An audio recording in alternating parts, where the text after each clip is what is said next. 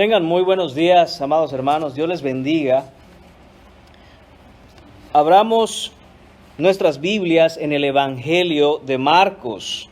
Estaremos en esta mañana entrando al capítulo 11. Hemos llegado ya al capítulo 11 del Evangelio de Marcos. Y estaremos en esta mañana estudiando los versículos del 1 al 11. Marcos 11, del 1 al 11, en esta predicación titulada Hosana en las alturas. Dice así la palabra del Señor.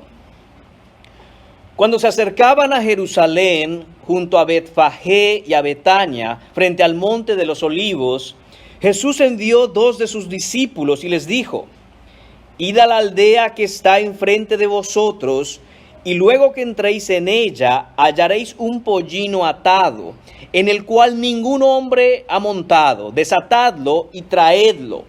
Y si alguien os dijere, ¿por qué hacéis eso? Decid que el Señor lo necesita y que luego lo devolverá. Fueron y hallaron el pollino atado afuera a la puerta, en el recodo del camino, y lo desataron. Y unos de los que estaban allí les dijeron: ¿qué hacéis desatando el pollino? Ellos entonces les dijeron como Jesús había mandado, y los dejaron. Y trajeron el pollino a Jesús, y echaron sobre él sus mantos, y se sentó sobre él. También muchos tendían sus mantos por el camino, y otros cortaban ramas de los árboles, y las tendían por el camino. Y los que iban delante y los que venían detrás daban voces diciendo: Hosana, bendito el que viene en el nombre del Señor, bendito el reino de nuestro padre David que viene, Hosana en las alturas. Y entró Jesús en Jerusalén y en el templo, y habiendo mirado alrededor todas las cosas, como ya anochecía, se fue a Betania con los 12. Oremos. Señor Padre, te damos de nuevo, Señor, las gracias por esta mañana. Gracias, Señor, por tu Hijo Jesús en la cruz. Gracias, Padre, por tu palabra. Gracias, Señor, por habernos rescatado por gracia y misericordia. Señor mío, que veamos en esta mañana, en este texto, Señor, la importancia de creer en tu Hijo Jesús para salvación de nuestros pecados y para liberar nuestras almas de la condenación eterna, Señor mío. Gracias, Padre, porque podemos escuchar tu palabra, Señor. Te lo agradecemos tanto, Señor, que nuestros corazones estén dispuestos a ser transformados por tu verdad, Señor, y que dejemos absolutamente todo lo que tengamos que dejar para seguirte. Te lo pedimos en el nombre de Jesús. Amén. Pueden tomar asiento, mis hermanos.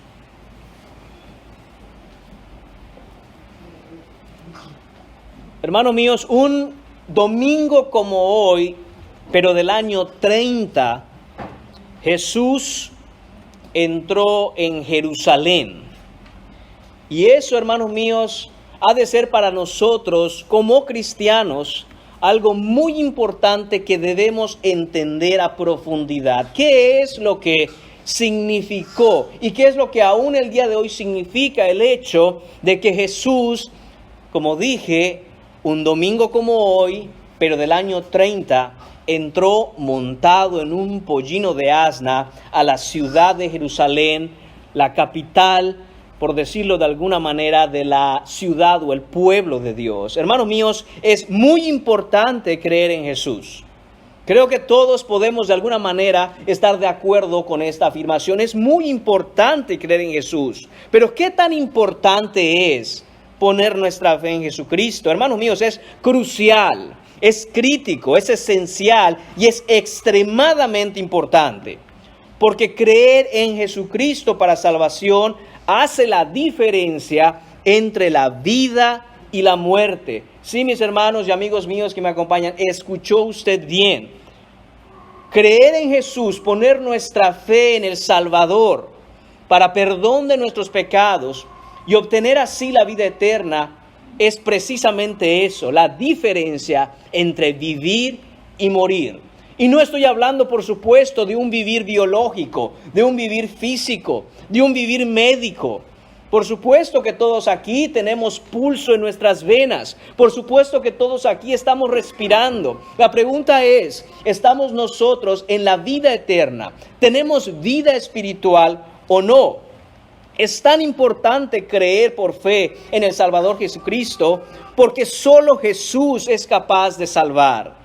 No es solo primordial creer en Jesús, hermanos, sino que uno de los puntos importantes y quizá el punto central de esta predicación radica en el hecho de que debemos creer en el Jesús verdadero, en el Jesús bíblico, en el Jesús que ha sido anunciado y anticipado en todo el Antiguo Testamento, en el Jesús que ha sido proclamado por la iglesia durante los años que ha existido. Ese es el Jesús en el que debemos creer, en el predicado en todo el resto del Nuevo Testamento, además de los evangelios.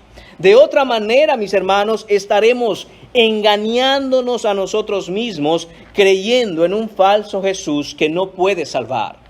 Y eso, hermanos, quisiera que tengamos todos nosotros y amigos míos bien claro en nuestra mente desde este instante y por lo que resta del tiempo de la predicación. ¿En qué Jesús estás creyendo?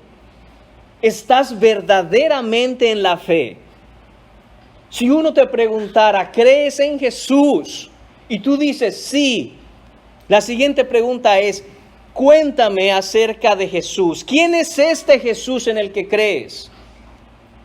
Y es crucial, es trascendental, es sumamente importante que aquel Jesús en el que tú crees y del cual tú puedas contarme se corresponda exactamente con el Jesús revelado en la Escritura. De otra manera, has hecho un invento en tu mente y en tu imaginación de un Jesús que más bien es una caricatura de aquel Jesús que verdaderamente vino a salvar. Y hermanos míos, desde ya, ese es el llamado y la exhortación en esta mañana. Analiza, examina a la luz de la Escritura si estás creyendo en el Jesús que es capaz de salvar tu alma del infierno. O si estás creyendo en imaginaciones, en ídolos, aquellas cosas que en tu mente crees que es Jesús y que debe ser Jesús, y a quien llamas Jesús, pero no es el Jesús de la Biblia. Jesús mismo nos advierte, hermanos míos, en Mateo capítulo 24, versículo 24, porque se levantarán falsos cristos y falsos profetas, y harán grandes señales y prodigios, de tal manera que engañarán, si fuere posible, aún a los escogidos. ¿Qué son estos falsos cristos, hermanos? Muchas veces identificamos a estos falsos cristos o queremos pensar que son personas específicas, y probablemente los haya. Pero más que eso, hermanos, muchas veces es un falso Cristo que se predica. Es la idea de un falso Cristo que se proclama. Es el concepto que se nos hace entender acerca de un Cristo que no es el de la Biblia. Cuidado, porque se levantarán falsos cristos. Mateo capítulo 11, versículos del 3 al 5, nos habla cuando Juan el Bautista, mis hermanos, estaba preso. Y él sabía que estaba a punto de morir. Y entonces dice el versículo 1 de Mateo 11, cuando Jesús terminó de dar instrucciones a sus 12 discípulos, se fue de allí a enseñar y a predicar en las ciudades de ellos. Y al oír Juan en la cárcel los hechos de Cristo, le envió 2 de sus discípulos para preguntarle, ¿eres tú aquel que había de venir o esperaremos a otro? Hermanos míos, este es Juan el Bautista, el mismo que estaba en el río Jordán cuando Jesús vino a él para ser bautizado. Se abrieron los cielos, se escuchó una voz desde ahí, el Espíritu Santo descendió en forma de paloma y dijo, este es mi Hijo amado en quien tengo complacencia. ¿Qué pasa con Juan el Bautista?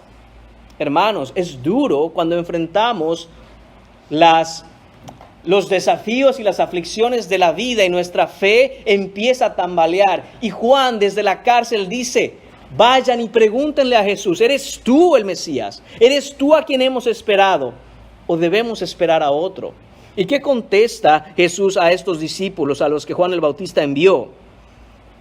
Respondiendo Jesús dijo, Id y haced saber a Juan las cosas que oís y veis. Los ciegos ven, los cojos andan, los muertos son resucitados, y a los pobres es anunciado el Evangelio. Hermanos, Jesús no está aquí diciendo, miren todas las obras que hago. Por supuesto que soy yo. Ciertamente Jesús hacía estas obras, pero lo que está haciendo Jesús aquí, hermanos míos, es citar a Isaías. Jesús, para probar quién él era, dijo, díganle a Juan que recuerde lo que está escrito en Isaías y que ahora se está predicando el Evangelio. Y así mismo, hermanos míos, nosotros de nuevo tenemos que tomar a ese Jesús en el que creemos, ese Jesús que tenemos en nuestra mente, aquel que nosotros pensamos que adoramos, y ir a la Escritura. Debemos ir a la Escritura para ver si es el Jesús anunciado en el Antiguo Testamento. Vamos a ver esta mañana, mis hermanos, qué pasa cuando aquellos que dicen querer a Jesús y creer en Jesús, quieren a y creen en otro Jesús. Vayamos de lleno al texto, mis hermanos. El primer punto de esta mañana lo veremos en los versículos del 1 al 6, titulado La providencia divina. Vemos que dice que cuando se acercaban a Jerusalén, recordemos que Jesús y sus discípulos han emprendido este camino por todo Decápolis después de llegar hasta lo más al norte y ahora está encaminándose hacia Jerusalén. Está apenas a un par de millas de entrar a la ciudad de Jerusalén para ser crucificado. Y ahí empiezan con sus discípulos a acercarse. Y dice el texto en versículo 1, junto a Betfagé y Betania. Estas son dos pequeñas aldeas que están a las laderas, a las orillas del Monte de los Olivos. El Monte de los Olivos es donde está también el Huerto de los Olivos, en el que Jesús oraría a su Padre pidiendo que si fuera posible apartara de él ese cáliz, esa copa que había de beber, pero que no se hiciera como él quería, sino como su Padre quisiera. Hermanos míos, ahí están también en Betania la casa de Lázaro y las hermanas Marta y María. Ellos son muy acercados a Jesús, son muy apegados a él, son amigos de él. Recordemos que cuando Lázaro muere, Jesús llora por su amigo. Pero además, hermanos míos, recordemos también que Jesús ha resucitado a Lázaro. Y ahora Lázaro está vivo de nuevo. Y la gente empieza a escuchar esto. Y de hecho lo vemos en Juan capítulo 12. En el versículo 1 dice, 6 días antes de la Pascua, vino Jesús a Betania donde estaba Lázaro, el que había estado muerto y a quien había resucitado de los muertos. Versículo 9. Gran multitud de los judíos supieron entonces que él estaba allí y vinieron, no solamente por causa de Jesús, sino también para ver a Lázaro. Es decir, todos aquellos que habían escuchado de la predicación de Jesús, que habían entendido de alguna manera que Jesús era no simplemente un maestro más, sino un maestro enviado por Dios. Quizá todavía no habían entendido que él era precisamente el Mesías prometido y el Salvador. Algunos quizás sí, pero el punto es que ellos escuchaban acerca de la resurrección de Lázaro y querían ver a Lázaro. Es lógico, es natural. Si usted le dicen, hey, fulano murió, hey, está vivo otra vez, tienes que verlo. Todos estaban yendo no solo por causa de Jesús, dice la Escritura, sino también para ver a Lázaro. Pero, versículo 10, pero los principales sacerdotes acordaron dar muerte también a Lázaro. Es decir, no solo los sacerdotes habían acordado en dar muerte a Jesús, sino que ahora que Lázaro había resucitado de los muertos, querían también darle muerte a él. ¿Por qué? Versículo 11, porque a causa de él, muchos de los judíos se apartaban y creían en Jesús. Entonces, mis hermanos, ahí es donde está ahora Jesús. Está pasando cerca de Betfagé y Betania y dice el texto que Jesús envió 2 de sus discípulos. Versículo 2.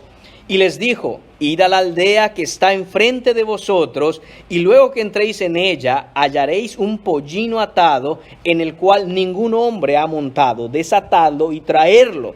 Y si alguien os dijere, ¿por qué hacéis eso? Decid que el Señor lo necesita y que luego lo devolverá. Jesús manda, mis hermanos, a 2 de sus discípulos a buscar un pollino. ¿Qué es un pollino? Un pollino es la cría joven de un asno, de un burro. Y el texto nos dice que eso es lo que mandó a pedir Jesús. Además dice que mandó a pedir precisamente ese porque no lo habían montado. Esto obedece a una costumbre entre los reyes y en el uso de cosas y animales para los sacrificios. Tenían que ser un animal que no había sido usado para cargar nada. Jesús quiere dejar bien claro que Él, como el Rey de Gloria que es, iba a entrar a la ciudad de Jerusalén en un pollino que nadie había montado. No solo eso, no llega, hermanos míos, montado en un gran corcel blanco, sino en humildad, en un pequeño burrito, como normalmente nosotros nos referimos a Él. El texto nos dice la palabra exacta, que es un pollino. El punto aquí, hermanos, es que Jesús está mandando a sus discípulos a hacer algo, y como vemos en el texto, algo que les manda a hacer es bien específico. ¿Cómo es que Jesús sabía que todo esto ocurriría? ¿Cómo es que Jesús dice, vayan en la siguiente ciudad que tienen enfrente, esto es lo que hallarán? ¿Hallarán este pollino? Tráiganmelo. Hermanos míos, esto es simple y sencillamente porque Jesús es el Todopoderoso que gobierna su creación como a Él le place. Esto es lo que llamamos, hermanos míos, providencia divina. Y debemos tener bien claro qué es esto acerca de la providencia. Probablemente muchos aquí hemos escuchado antes la palabra providencia. Pero ¿qué es la providencia? Si nosotros pensamos acerca de la providencia como algo, algún tipo de poder, algún tipo de circunstancia, algún tipo de circunstancia azarosa, es decir, que de pronto ocurrió algo que yo necesitaba y digo, wow, providencia divina. Hay algo, hermanos míos, de cierto en ello, pero la verdad es que la realidad es mucho más profunda que esto. Dios, hermanos míos, está en completo control de cada circunstancia que ocurre en el universo entero y en toda su creación. Cuando Jesús manda a sus discípulos a buscar este pollino, no es que Jesús supiera simplemente porque Él, como es también Dios, Él puede conocer el futuro y las cosas que están ocurriendo. Aunque eso es verdad, no es simple y sencillamente porque su mente divina es capaz de ver en el futuro. No, hermanos, Jesús no es una clase de clarividente. Jesús no es una clase de adivinador que puede ver a través del túnel del tiempo y conocer lo que va a ocurrir. Hermanos míos, Jesús sabe exactamente lo que va a ocurrir porque Él, como Dios que es, ha determinado, ha decretado y hace que las cosas ocurran a la manera que Él ha decidido que las cosas ocurran. Ese es, hermanos míos, ese es el correcto entendimiento, mis hermanos, de lo que es providencia. La palabra providencia incluye muchos atributos de Dios, como su omnisciencia, el hecho de que Él lo sabe todo, como su omnipotencia, el hecho de que Él lo puede todo, como su soberanía, el hecho de que Él está en control y en autoridad de todas las cosas. Hermanos míos, a veces pensamos que el mundo está desencadenado en diferentes hechos y que Dios es un espectador que puede, cuando quiere, entrar en contacto o entrar en control de ciertas cosas y que mientras no entra en control las permite. Hermanos míos, no es eso lo que enseña la Biblia. Lo que enseña la Biblia es que el Señor es quien lleva de la mano y produce, decreta, mueve, gobierna, organiza cada circunstancia en su creación. Voy a darles, hermanos míos, y quiero compartir con ustedes la definición de providencia bíblica, por supuesto, desde la Confesión de Fe de Westminster, en el capítulo 5. Esto, sé que algunos de mis hermanos aquí tienen la Biblia Herencia Reformada.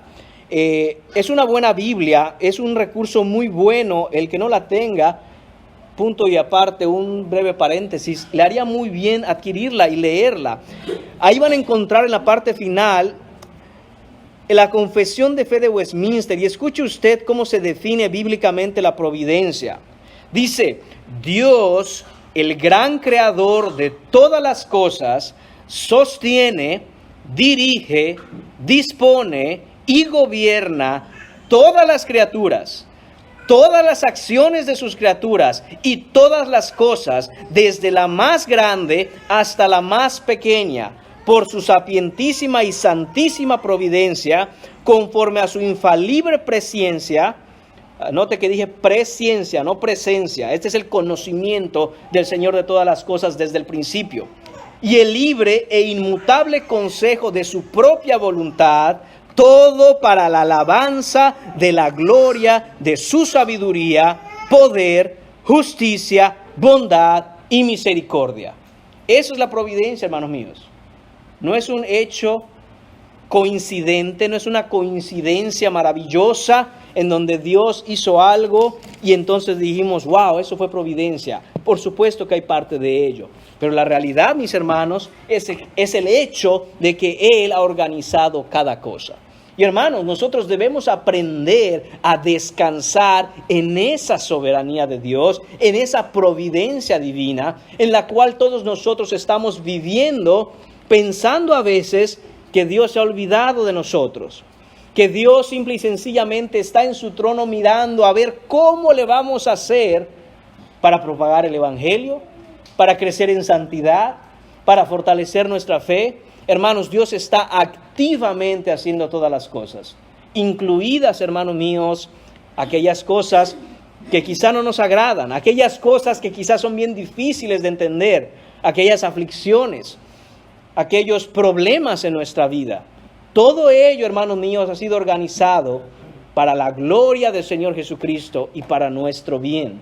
La pregunta es si nosotros vamos a ponernos de rodillas ante el poder, la majestad y el acto de providencia de Dios cuando nos está cada día más conformando a la imagen de su Hijo Jesucristo. O por el contrario, vamos a rebelarnos en contra de lo que el Señor ha determinado hacer con nosotros. El Señor, hermanos míos, ha hecho todas las cosas como le placen. ¿Cuánto más tiene Dios el control de cada detalle acerca de la vida de su Hijo Jesucristo? Y es por eso, mis hermanos, que desde antes de la fundación del mundo, el Señor determinó que hubiera ahí justo en esa casa, del lado contrario a donde estaban los discípulos, un pollino atado que nunca nadie había montado. Ahí está, esperando a que el Rey de Gloria, el Salvador Jesucristo, estuviera ahí para montarlo. Cada acontecimiento de la historia humana, mis hermanos, ha sido previsto, controlado, organizado y establecido por Dios para poner el universo entero como estrado para los pies del Rey Jesucristo, como la plataforma desde la cual se levanta la cruz de Jesús, quien nos revela por completo quién es el Señor Dios, Yahweh de los ejércitos, que hizo los cielos y la tierra. Esa es la correcta perspectiva cristiana, hermanos. Esa es la cosmovisión bíblica. Usted se pone a ver las noticias, mucho cuidado con lo que ven las noticias. ¿Usted cree que le dicen la verdad? ¿Usted cree que le dicen la verdad? Cuidado. Aun si un noticiero televisivo quisiera decirle la verdad, que lo dudo muchísimo, aun si así fuera, usted debe entender los acontecimientos de la historia humana como lo que son realmente. Los actos directos de Dios para poner todas las naciones postradas delante del Señor Jesucristo el día que Él vuelva, cuando todo ojo le verá, toda rodilla se doblará y toda lengua confesará que Él es el Señor. Los reyes de la tierra creen que tienen potestad sobre lo que ocurre en la historia humana. Solo Cristo es capaz de tener esa potestad, hermanos. Cuando Jesús ascendió al cielo, este es el punto que Él dijo. Además de mandar y enviar a sus discípulos a predicar el Evangelio a todas las naciones, Él dio la razón por la cual Él lo hace. Toda autoridad me ha sido dada en los cielos y en la tierra. Por tanto, y eso es que debemos entender, eso es lo que debemos entender, hermanos míos. Nosotros como cristianos no estamos abandonados ni solos. No estamos tratando de hacer por nuestros medios, por nuestra inteligencia, nuestra prudencia o nuestros propios recursos la obra y el avance del reino de Dios, sino que es Dios quien tiene toda autoridad. Por tanto, nosotros vamos a hacer la obra que el Señor nos ha mandado. Jesús, hermanos míos, va a entrar a Jerusalén. Y Él ha caminado por todas partes. Ha caminado a cada aldea y ciudad. Y en todas esas ciudades Él ha ido a pie. Pero ahora, cuando está a un par de millas de entrar a Jerusalén, Jesús decide que entrará montando un pollino. ¿Por qué? ¿Será que el Señor ya está cansado de caminar tanto? No, mis hermanos, Jesús entró a Jerusalén en un pollino para cumplir lo dicho por el profeta Zacarías en el capítulo 9, versículo 9, que dice así: alégrate mucho, hija de Sión, esta es Jerusalén. Da voces de júbilo, hija de Jerusalén. He aquí tu rey vendrá a ti, justo y salvador, humilde y cabalgando sobre un asno, sobre un pollino, hijo de asna. De nuevo, hermanos míos, debe asombrarnos la manera en que Dios ha organizado todas las cosas y que estaba ahí desde el profeta Zacarías, cientos de años antes, hablando cómo Jesús entraría, el Salvador justo y humilde, entraría a la ciudad de Jerusalén. Jesús vino, hermanos míos, y entró a Jerusalén humilde en un pollino. Y noten esto, dice que este pollino Él lo iba a tomar, porque si preguntaban a sus discípulos por qué, el Señor lo necesita, y dice que Él iba a devolverlo. En el versículo 3 dice, y que luego lo devolverá. Hermanos míos, a ese grado el Señor Jesús nunca rompió la ley. Él conocía los estatutos perfectamente, no solo, hermanos míos, porque Él los tenía en mente, sino porque Él fue quien lo determinó así. Él fue el que habló y dio la ley. Y hermanos, es capaz de ir y decir a sus discípulos, hagan así y así y así, pero díganle a esta persona que se lo devolveré. Parece algo muy pequeño, hermanos, pero es algo muy grande. En cada detalle Jesús estaba claramente llevando a cabo una vida en perfecta obediencia a Dios. Y aún, hermanos míos, después de usar este pollino que no era suyo, dice, lo devolveré. Y noten esto, hermanos míos, no es la primera vez que Jesús utilizaría algo prestado. El Señor constantemente utilizaba todo aquello que no le pertenecía humanamente hablando, porque obviamente el Señor es dueño de todas las cosas. Hermanos míos, Jesús no vino aquí para poner su corazón o enseñar a sus discípulos a poner su corazón en las cosas terrenales. Jesús, hermanos míos, no tenía absolutamente nada. ¿Dónde vivía Jesús? Hemos visto ya que en su ministerio Él se quedaba en casa de Pedro en Cafarnaúm. Hemos visto ya, hermanos míos, que aún las barcas que utilizaba Jesús no eran suyas. Hemos visto ya, hermanos míos, ahora que aún para entrar a Jerusalén, el Rey de Gloria entró en un pollino que no era suyo. Hermanos, ¿qué ejemplo nos da el Señor Jesucristo de que los cristianos no podemos estar con nuestro corazón atados a las cosas materiales? Muchos aquí están sentados hoy y muchos aquí tienen atados sus corazones a las cosas materiales. No podemos, hermanos míos, decir que seguimos al Rey de Gloria, que entró humilde en un pollino prestado, pensando cómo voy a hacer para no perder lo que tengo en este mundo. Esto continúa, hermanos míos, haciendo un énfasis en lo que Jesús ha venido hablando en los últimos capítulos con respecto a no hacerse riquezas en este mundo, en no buscar la prominencia en este mundo, en no buscarse los primeros de acuerdo a las cosas que el mundo manda. Y hermanos, qué gran ejemplo que en el punto crucial de entrada de Jesús a la ciudad de Jerusalén, a la ciudad de Dios, siendo Él Dios encarnado, pudiendo haber Él entrado, hermanos míos, no simplemente con algún tipo de recibimiento real, un recibimiento tal vez pomposo. Hermanos míos, Él pudo haber entrado a la ciudad de Jerusalén con ángeles delante de Él postrados alabándole.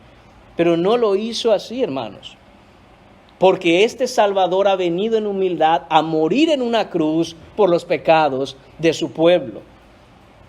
Su pueblo, hermanos míos, debe por lo tanto si es pueblo del Señor, imitar a nuestro Salvador Jesucristo.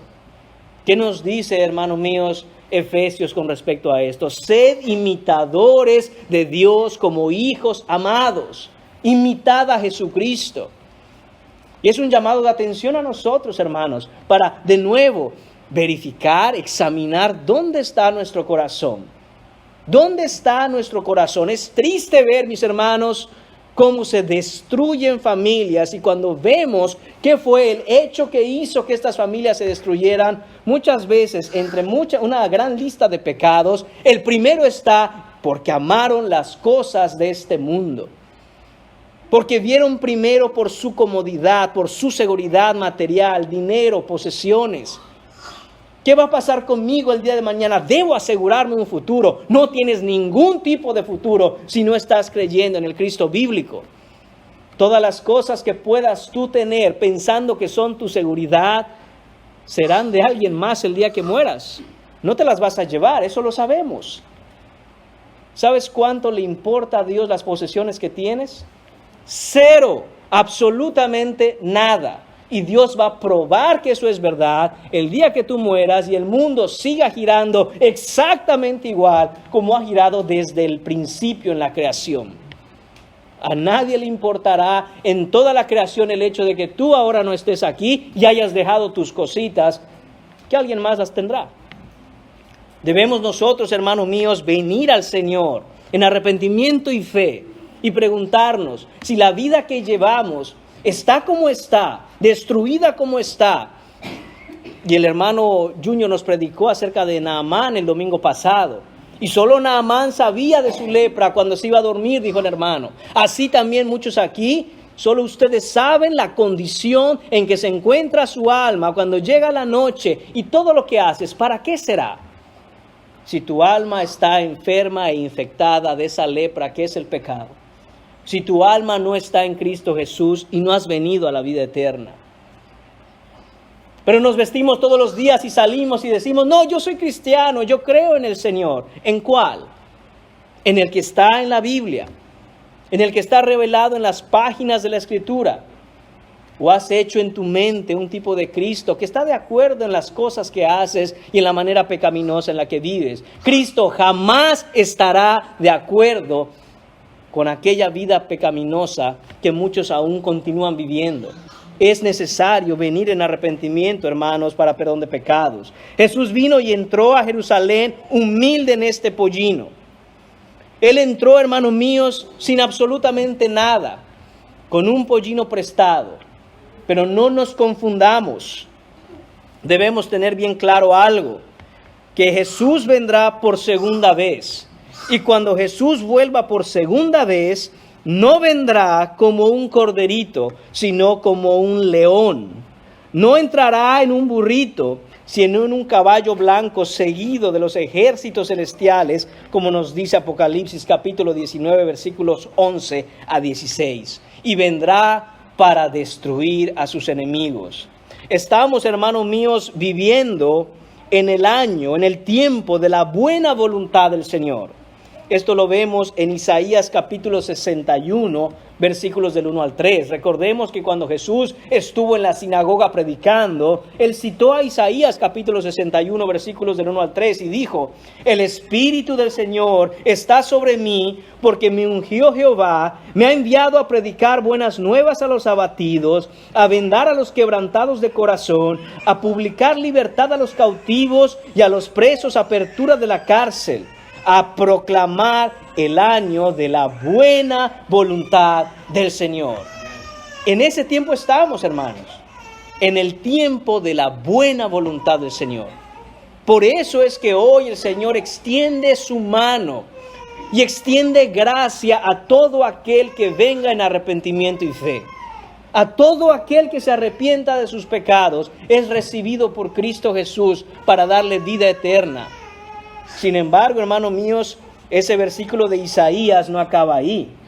Y dice también, después de la coma, y el día de la venganza del Dios nuestro. Esa es la segunda venida del Señor. vendrá con venganza contra aquellos que le han rechazado, le han aborrecido, se rehúsan a postrarse ante el Rey de Gloria. Y hermanos, debemos tener esto siempre en cuenta. Por eso es que Jesús, el Rey de Gloria, entró a Jerusalén en un pollino, porque estamos en el tiempo de la gracia. Pero ese tiempo, hermanos míos, no será eterno para todos. Habrá un momento en el que ese tiempo concluirá y entonces vendrá el gran día terrible de la venganza de nuestro Dios. Y ay de aquel que se encuentre fuera de Cristo. Ay de aquel que no se encuentre escrito en el libro de la vida. Ay de aquel que haya rechazado a este Rey. El día de su regreso será grande, hermanos míos, y será grande en venganza. Él acabará con la iniquidad de todos los rebeldes que le niegan. Por eso Jesús, hermanos míos, desde el inicio del Evangelio de Marcos, en el que hemos estado los meses que hemos estado, dijo Él, el tiempo se ha cumplido, el reino de Dios se ha acercado, arrepentíos y creed el Evangelio. En el versículo 4, hermanos, leemos que estos discípulos que Jesús mandó fueron y hallaron el pollino atado afuera a la puerta, en el recodo del camino, y lo desataron. Y uno de los que estaban allí les dijeron, ¿qué hacéis desatando el pollino? Ellos entonces les dijeron, como Jesús había mandado, y los dejaron. Hermanos míos, vemos aquí lo que debe hacer un discípulo: obedecer. Alguien dijo que el abecedario del discípulo solo tiene 4 letras. O, B, D, C. Se acabó. Las 4 letras que el discípulo debe saber del abecedario muy bien. O, B, D, C. Jesús dice, vayan y hagan así. ¿Usted se imagina estando ahí? Espérate, Jesús, ¿y qué le vamos a decir a la gente? Jesús ya les había dicho, si les dicen algo, digan, el Señor lo necesita. Hermanos, seamos honestos. Si yo estuviera en la posición de esos discípulos, yo me quedaría como, ¿es en serio? Voy a ir a agarrar el pollino, el asno, el burrito de alguien, nada más así como en una casa. ¿Y qué me va a decir el dueño? Hermanos, los discípulos simplemente obedecieron y las cosas se dieron de acuerdo a lo que el Señor había hablado. Hermanos, yo no sé cómo el corazón de aquellos que eran los dueños de este pollino, simple y sencillamente cuando escucharon lo que el Señor había dicho a los discípulos que respondieran, el Señor lo necesita. Ellos, oh, ok, está bien, llévenselo. Yo no lo sé, hermanos, pero lo que sí sé es esto: que el Señor es quien mueve los corazones, Él pone gracia, Él endurece, Él extiende misericordia a quien Él quiere extender misericordia.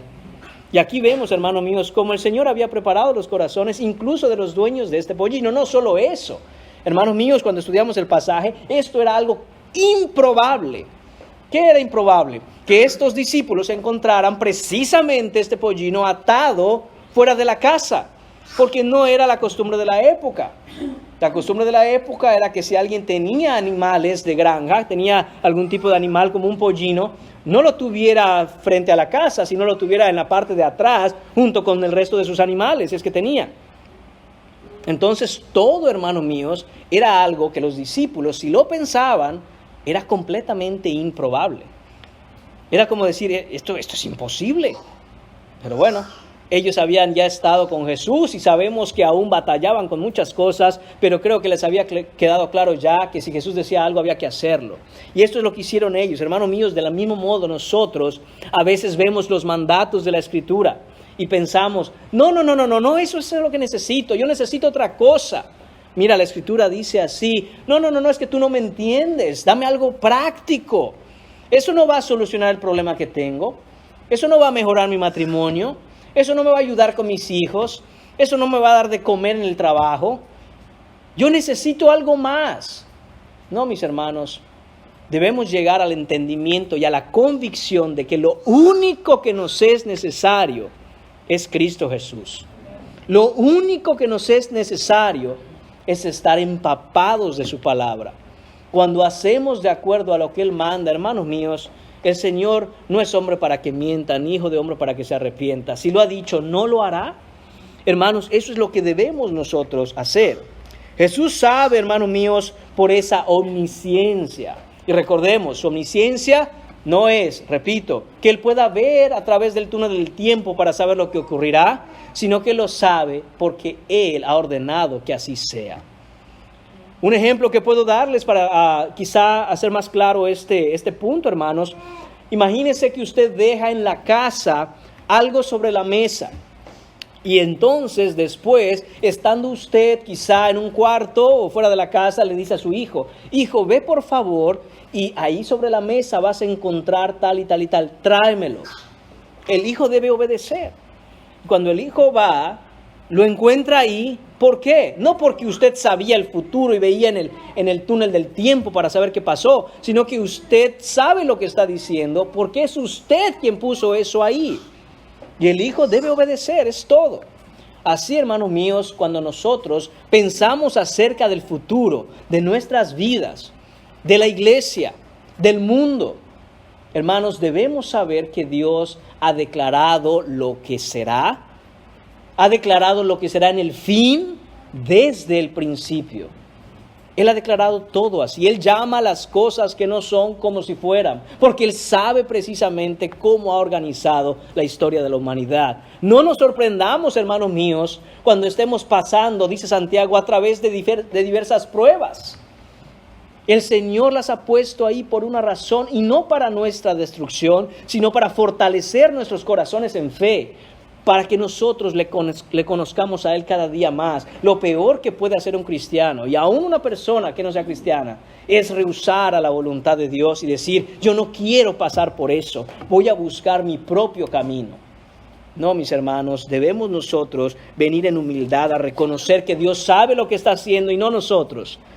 Y nosotros asumir esa postura de siervos, como estos discípulos, que al escuchar el mandato de Jesús simplemente fueron e hicieron como Dios les dijo.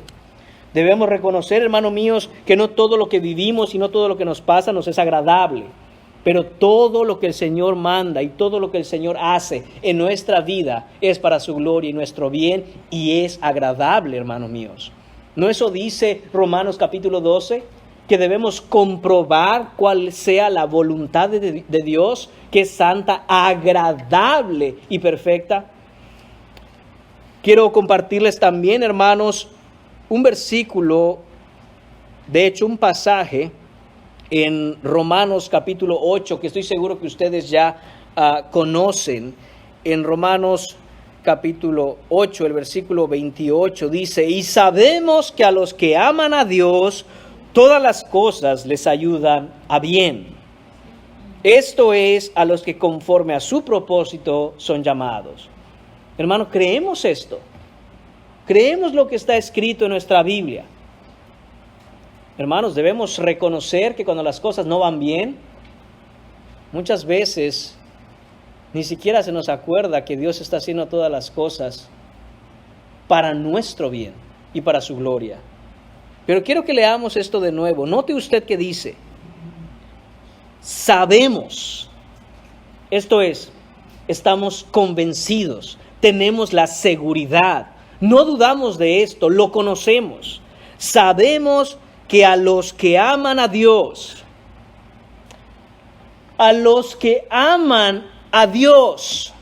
ese es el énfasis de este pasaje, hermanos míos. Así empieza todo lo que se dirá a continuación. A los que aman a Dios. Esto no es para cualquiera. Esto no es para todo aquel que lea este versículo. No se preocupe que las cosas ya verán que van a salir bien. Esto es a los que aman a Dios. ¿Qué dijo Jesús con respecto a los que aman a Dios? Si me amáis, dice Jesús, obedeced mis mandamientos. Es triste ver, hermanos míos, personas que quieren tomar este pasaje y decir, estoy tranquilo porque todo me va a salir bien. Después de todo, todas las cosas ayudan a bien. ¿Para quiénes? A los que aman a Dios. Todas las cosas les ayudan a bien, esto es, atención, a los que conforme a su propósito. ¿Al propósito de quién? Ese su que está ahí, hermanos míos, debe estar con S mayúscula. Su con S mayúscula. Su propósito, el propósito de Él. El propósito de aquel que es digno. No conforme a tus planes, tus propósitos, tus sueños, tus metas. sino a sus propósitos, a los propósitos de Él. Y dice además, conforme a su propósito, dice, son llamados. Esto se refiere específicamente a aquellos que han sido llamados a la fe en Jesucristo. Aquellos que han venido y han puesto su confianza solo por la fe en Jesús para salvación.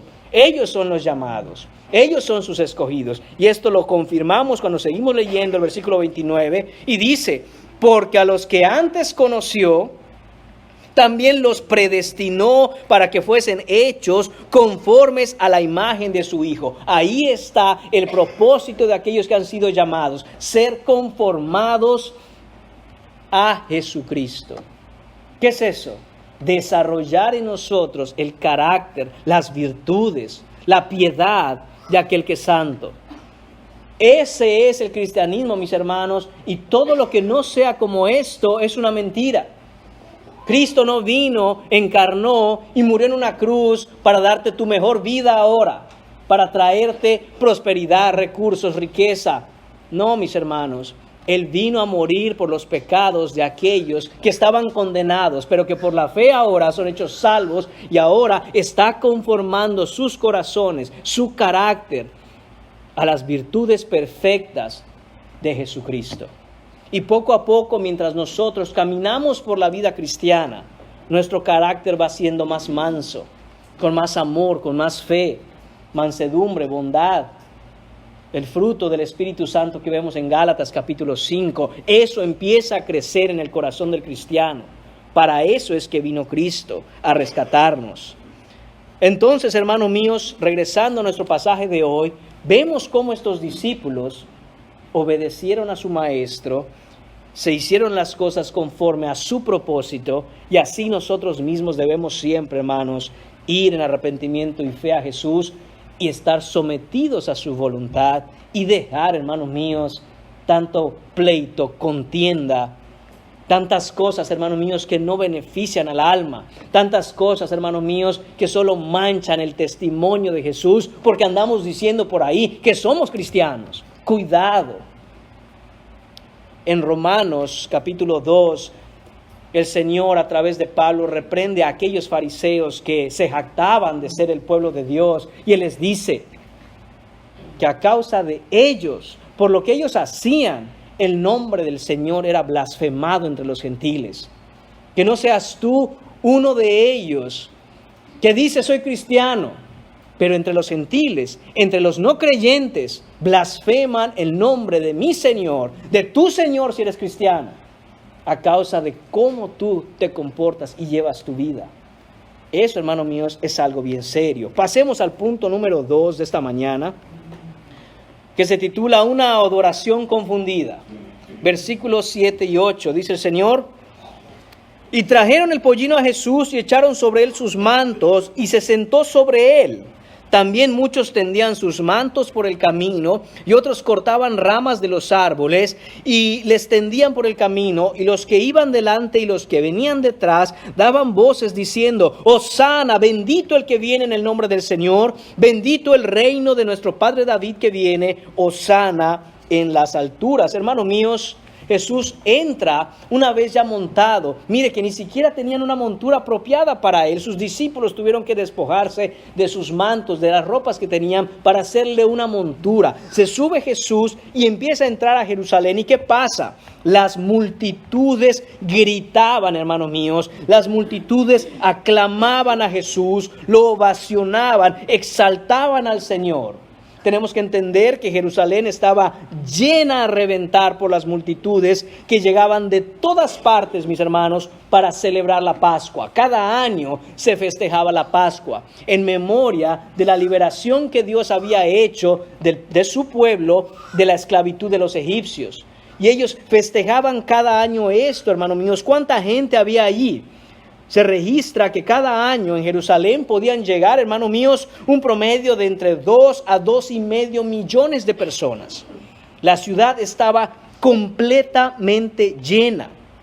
Mateo capítulo 21, versículo 8 nos dice que la multitud, que era muy numerosa, tendía sus mantos en el camino. Lucas capítulo 19, versículo 37 nos dice: toda la multitud de los discípulos, gozándose, comenzó a alabar a Dios a grandes voces, es decir, daban gritos.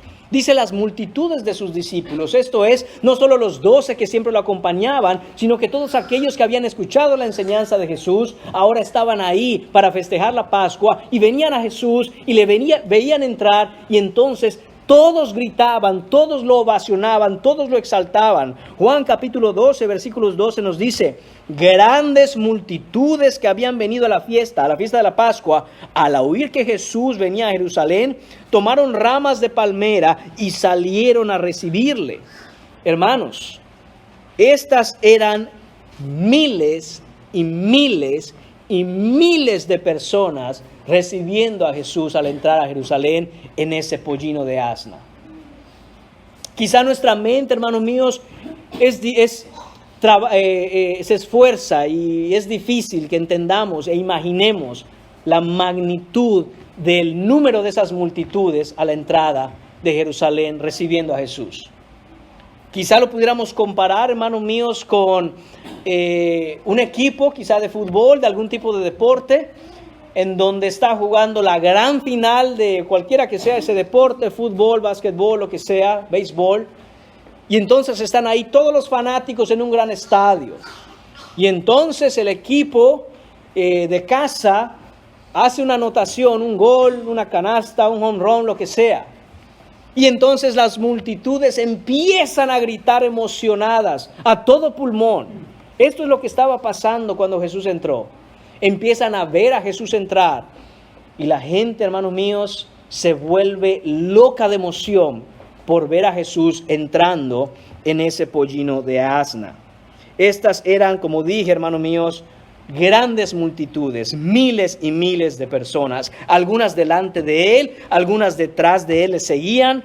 Imagínense nada más el escándalo que se escuchaba, la bulla tan fuerte que se hacía y que gritaban, Hosana, Hosana, bendito el que viene en el nombre del Señor, bendito el reino de nuestro Padre David que viene, Hosana en las alturas, Hosana en las alturas. La gente repetía y repetía y gritaba y coreaba esta frase, hermanos míos. ¿Y qué significa Hosana? ¿Qué era lo que veían en Jesús para gritar Hosana, Hosana, Hosana? Hosana significa Señor, sálvanos, te lo rogamos.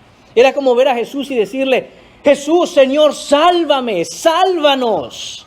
Veían entrar a Jesús y le gritaban Hosana, Hosana. No solo eso, también decían: bendito el que viene en el nombre del Señor. Esta frase, hermanos míos, la gritaban y la cantaban todos los años. Desde que el Señor mandó que se celebrara la Pascua cada año, los judíos gritaban y cantaban esto, porque esto es el Salmo 118. 118, versículo 6. Cantaban esto en cada Pascua. Imagínense con cuánto entusiasmo, con cuánta fuerza ahora empezaban a cantar y a gritar cuando veían a Jesús entrar en ese pollino de asna. Miles y miles de personas gritando y clamando que Jesús los salve. Si en ese momento, hermanos míos, en que Jesús estaba entrando ahí a Jerusalén, Él hubiera decidido, Él hubiera dicho: a ver, gente, a ver, pueblo judío, vayamos todos al palacio de gobierno a sacar a los romanos de aquí de Jerusalén. Hermanos míos, ellos lo habrían podido conseguir sin ningún problema, porque la cantidad de gente era inmensa. La cantidad de gente que estaba apoyando a Jesús en ese instante era innumerable. Sin ningún problema pudieran haber sacado a los romanos de ahí ese domingo, conocido muy popularmente como el Domingo de Ramos. Sin embargo, hermano mío, siendo esto así, ¿cómo es que Jesús terminaría preso por los romanos y crucificado en la cruz del Calvario? Si el pueblo lo aclamaba, le suplicaba por salvación y estaban dispuestos a apoyarlo en todo. La respuesta, hermanos míos, a esta pregunta, el por qué Jesús terminó en la cruz, a pesar de que miles y miles y miles de personas lo aclamaban y lo apoyaban en el momento de su entrada triunfal a Jerusalén, vamos a contestarla con otra pregunta. ¿Qué salvación estaba suplicando el pueblo? Cuando ellos vieron a Jesús y gritaban, Hosana, Señor, sálvanos, ¿qué salvación quería el pueblo? ¿Querían acaso la salvación de la justa ira de Dios a causa de sus pecados? ¿Querían acaso la salvación de la condenación eterna? Absolutamente no, mis hermanos. No es eso lo que ese pueblo y esas miles de personas querían de Jesús. Ellos suplicaban por ser salvados del yugo opresor romano. Ellos estaban suplicando y querían a un salvador político. Ellos querían a un salvador que le diera a Israel nacional el poder sobre el mundo y que le devolviera su dominio como país, como nación, que les trajera prosperidad, bienestar, triunfo y progreso como territorio estatal y administrativo en toda la región dominada por el Imperio Romano. Ellos veían a ese Jesús y decían, Señor, sálvanos. ¿Pero de qué? Sálvanos de estos romanos. Sálvanos de esta gente que vino a tomar la ciudad de Dios y que nos ha oprimido por tanto tiempo. Sálvanos, Jesús. Tú que vas a ser el rey que se sentará ahí en el palacio de gobierno donde ahorita hay romanos, tú te sentarás y conquistemos el mundo. Danos ese bienestar, danos esa prosperidad como país que necesitamos. ¿Por qué? Porque, hermanos míos, recordemos que el pueblo judío había confundido absolutamente todo pensando que la función del Salvador era devolver a Jerusalén su prominencia como nación política. Jesús no vino a eso, mis hermanos. Jesús no vino a eso. Pronto se darían cuenta estas multitudes de que Jesús no vino a ganar una batalla militar bajo ningún régimen político terrenal. No a eso es que vino Jesús. Jesús no vino a proveer para que la gente pueda cumplir sus caprichos y continuar sus vidas deshonrando a Dios, ofendiéndolo constantemente. ¿Qué querían los judíos? Tenerlo todo y decir, y somos el pueblo de Dios, mientras vivían abiertamente en rebeldía a la palabra de Dios, aunque externamente ellos pensaban y creían que ellos honraban a su Dios.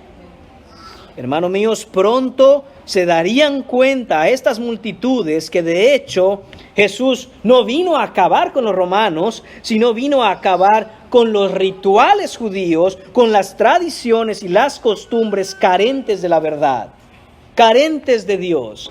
Rituales, tradiciones y costumbres de las cuales ellos eran muy celosos, eran muy específicos y estrictos en guardarlas, pero en realidad ellos no tenían ni idea de quién era Dios. Estas mismas multitudes, mis hermanos, gritarían en apenas unos días, el viernes, crucifícalo, crucifícalo. Las mismas personas, hermanos míos, que están gritando, Hosana, Hosana al Hijo de David, bendito el que viene en el nombre del Señor. Solo unos cuantos días después se les preguntaría, ¿qué hacemos con Jesús? Y ellos también a todo pulmón gritarían, crucifícalo, crucifícalo. ¿Por qué? Porque ellos, al mirar que Jesús se entregaría precisamente a aquellos que ellos pensaban que Jesús iba a sacar, iba a ser tomado, iba a ser burlado, iba a ser golpeado, y el pueblo judío entonces dijo, este no es el Salvador que nosotros esperamos, este no es el Salvador que nosotros queremos, este no puede ser el Rey de Gloria, miren cómo lo tienen, es un impostor, crucifíquenlo. Hermanos, ellos interpretaban el Antiguo Testamento en función de sus propios intereses de poder político, terrenal y personal. No en términos de la verdad eterna que trasciende más allá de los confines de la tierra. No en términos de salvación y vida eterna. No en términos de perdón de pecados, sino en términos de prosperidad, dominio y triunfo. Y tristemente, hermanos míos, así como esa gente gritaba, Hosana al Hijo de David, bendito el que viene en el nombre del Señor. Así, hoy, en nuestro tiempo, hay muchos lugares, muchas denominaciones, muchas iglesias, muchos cristianos, entre comillas, muchos pastores, muchos predicadores que predican un falso Cristo. Y dicen, Hosana al Hijo de David, bendito el que viene en el nombre del Señor. Pero cuando van a la Biblia y miran al Jesús bíblico, ellos dicen, yo a ese Cristo no lo quiero. Ese no es el Cristo que necesito. ¿Y qué haremos con ese Cristo? Crucifícalo. Destrúyelo. Acábalo. No lo queremos. Es necesario, hermanos, de nuevo, que nos arrepintamos de nuestros pecados y vengamos a Cristo precisamente a eso, a recibir el perdón por nuestras iniquidades y no a buscar, hermanos míos, una prosperidad, un progreso, un triunfo o un bienestar temporal. Ellos clamaban, Hosana, bendito el que viene en el nombre del Señor, sin saber quién es Jesús o de qué es que necesitaban ser salvos. Y la pregunta que les hago a todos ustedes hoy, hermanos míos, primeramente a aquellos que dicen, yo soy cristiano, yo soy salvo. ¿Salvo de qué? ¿De qué te ha salvado el Señor? ¿De qué te salvó? ¿Te ha salvado de tus pecados? ¿De la condenación que mereces por haberte rebelado en contra del Rey? ¿Lo tienes claro? ¿O de qué crees que te ha salvado el Señor? Hermanos, nos ha salvado de la condenación eterna. Ha salvado nuestras almas del infierno. Bendito sea su nombre. Y si tú no estás en Cristo, ¿de qué crees que Jesús puede darte salvación? ¿Cuántas veces he escuchado, hermanos míos, con gran disgusto? Ven a Cristo para que tu matrimonio esté bien. Ven a Cristo para resolver tus problemas. Ven a Cristo para que te vaya bien en la vida. Ven a Cristo para que te bendiga y tendrás prosperidad. Ven a Cristo para que ya no seas una persona enferma, que ya no te estés pasando por esta aflicción. Hermanos, si Dios quiere, Él en su misericordia hará lo que quiera con nosotros, incluidas esas cosas. Pero ese no es el punto central, sino el obtener el perdón por nuestros pecados. Hermanos míos, muchos gritan el nombre de Jesús hoy. Y muchos hacen muchas cosas y levantan ministerios en el nombre de Jesús. Le cantan a Jesús, bendicen a Jesús, pero no al Jesús, al Cristo bíblico, sino al Jesús que se han inventado en su imaginación. Están intoxicados de una posmodernidad ahora en el siglo XXI. Y es necesario que regresemos a las sendas antiguas para ver lo que la Biblia manda acerca de adorar al Rey. Adorar a un Jesús caricatura, invento de la mente humana reprobada, creyendo que es el genio de la lámpara maravillosa, hermanos míos, es gravísimo. Es absolutamente grave. Podemos tener, hermanos míos, los ministerios más grandes. Podemos nosotros clamar al Señor con toda nuestra fuerza. Podemos parecer piadosos, podemos leer nuestras Biblias, pero si nuestra mente no está clara, la persona, la obra del Señor Jesucristo como está en nuestra Biblia, hermanos míos, seguimos condenados al infierno. Necesitamos al Jesús que salva. La fe que salva, hermanos míos, es una fe que cambia una vida de pecado y la vuelve en una vida que ama la santidad. Y si la fe en Jesucristo que dices profesar, que dices tener, no ha cambiado tu vida, es exactamente la misma, no te ha hecho seguir a Cristo crucificado, esa fe tampoco ha salvado tu alma del infierno. Estás bajo condenación. Y la advertencia de hoy, hermanos míos, no es para señalar dedos, para decir tú. Hermanos míos, es porque genuinamente como cristianos tenemos que preocuparnos por el destino de las almas que no están en Cristo. Genuinamente te pido hoy, amigo mío, amiga mía, analiza tu fe. Si tú no estás en Cristo, te espera algo terrible y horroroso. Ven a Cristo hoy. Jesús abre sus brazos y extiende su mano para extender gracia a todo aquel que viene a Cristo.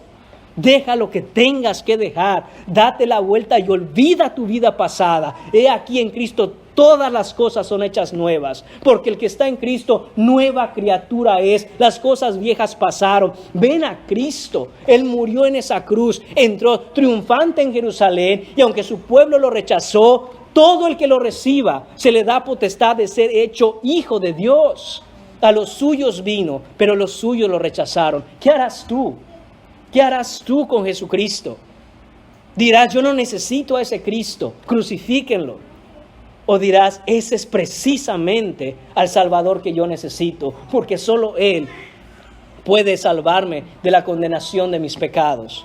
¿Qué harás con Jesucristo en esta mañana? Y es muy peligroso, mis hermanos, cuando una iglesia, una denominación o un pastor predican y ofrecen un evangelio diferente que el evangelio que Jesús predicó. Recordemos que Gálatas capítulo 1 nos dice claramente en el versículo 8 y 9. Mas si aún nosotros, dice Pablo, o aún un ángel del cielo, si os anunciare otro evangelio diferente del que os hemos anunciado, sea anatema. Eso significa, esté bajo condenación. Como antes hemos dicho, también ahora lo repito, si alguno os predica diferente evangelio del que habéis recibido, sea anatema. Hermanos, y así como Pablo, yo hago eco en esta mañana de su llamado y les digo, si alguien les predica otro evangelio que no sea el evangelio bíblico, huya, apártese de él, porque ese evangelio condena. Ese evangelio lo único que puede hacer es condenar. Hermanos míos, por último, el punto número 3 de esta mañana, brevemente, el lamento del Salvador. Versículo 11. Y entró Jesús en Jerusalén y en el templo, y habiendo mirado alrededor todas las cosas, como ya anochecía, se fue a Betania con los 12. ¿Qué está pasando en la mente de Jesús? ¿Qué está pasando en su corazón? ¿Qué está pasando en su interior? No nos lo dice Marcos. Lo único que nos dice es que él entró a Jerusalén, entró en el templo, porque desde la entrada este, donde Jesús entra montado en el pollino, es la puerta dorada y va directo al templo. Él mira todas las cosas ahí. Pero Lucas sí nos dice, hermanos míos, qué es lo que está sucediendo con Jesús. En el mismo pasaje, pero narrado por Lucas, él nos dice, versículo 41, capítulo 19, versículo 41, y les voy a leer hasta el 44.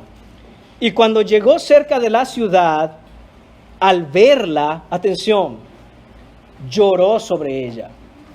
Jesús lloró, hermanos míos, después de ver la ciudad, diciendo, oh, si también tú conocieses, a lo menos en este tu día, lo que es para tu paz.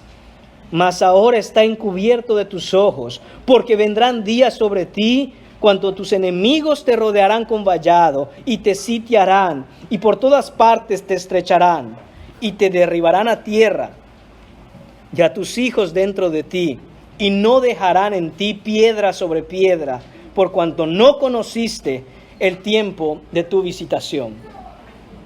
Hermano mío, Jesús entra a Jerusalén y la gente está gritando y ovacionándolo. Jesús sabe que la gente en unos días gritará lo opuesto, gritará crucifíquenlo. Y cuando entra y mira la ciudad y entra al templo y ve lo que hay ahí, lo único que puede ver Jesús es gente con un corazón duro, que lo único que quiere, de nuevo, es un salvador político, no un salvador de las almas. ¿Y qué hace Jesús? Llora, hermanos míos, al ver esto. Llora profundamente al ver esto. Jesús miró la ciudad y lloró. Literalmente, se lamentó de manera profunda. Comenzó a quejarse dando gemidos mientras lloraba y lloraba con dolor. Suspiraba entre lágrimas y en sus gimoteos profundos podía percibirse, mis hermanos, el sentimiento de aflicción y agonía, un llanto amargo de pesar y angustia, porque después de todo, Él está mirando Jerusalén, la ciudad de Dios, y ve a toda esta gente endurecida en sus corazones. ¿Qué haría Jesús si hoy entrara aquí en medio nuestro de manera personal y física? y viera a todos los que estamos aquí, se gozaría y alegraría de encontrar fe en la tierra, o lloraría profundamente y se lamentaría al ver a personas gritando, Hosana, bendito el que viene en el nombre del Señor, pero con corazones endurecidos. Hermanos míos, esta gente estaba ciega, muerta, aferrada al legalismo de sus tradiciones, tradiciones que no pueden salvar. Y así hoy en día muchos pueden decir lo mismo.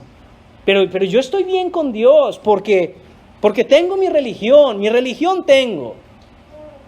Porque mis tradiciones tengo, porque mis buenas obras tengo, porque mi sabiduría tengo, porque mi buena conducta tengo, porque mi seguridad material tengo, porque mi Virgen María tengo, porque mi Papa tengo, mi sábado tengo, mi doctrina, mi sana doctrina tengo, mis himnos tengo, mi pastor tengo. La pregunta es si tienes a Cristo.